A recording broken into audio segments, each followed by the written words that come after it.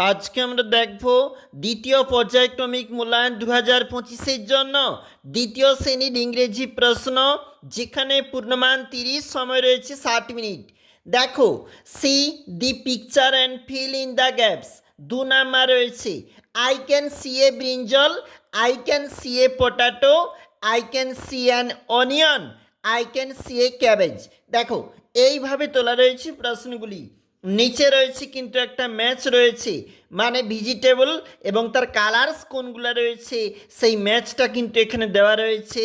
রয়েছে কিন্তু 2 নাম্বার।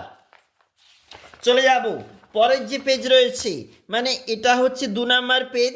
সেখানে feel in the gaps from the help box 2 number রয়েছে, যেই প্রশ্নগুলির জন্য read the passage and answer the following question.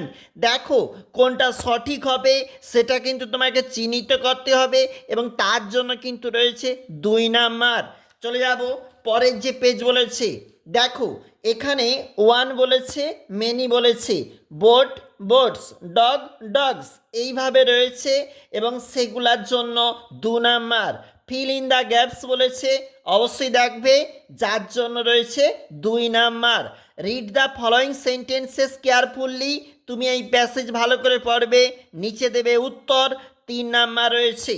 চলে যাব পরের যে পৃষ্ঠা রয়েছে, এটা হচ্ছে পরবর্তী পেজ। এখানেও আমরা দেখছি একটা ম্যাচ রয়েছে, যেমন কিড ফিট, এখানে রিমিং বলছে এবং এখানে এন ডি দিয়ে ফিল আপ বলেছে, 2.5 নাম্বার।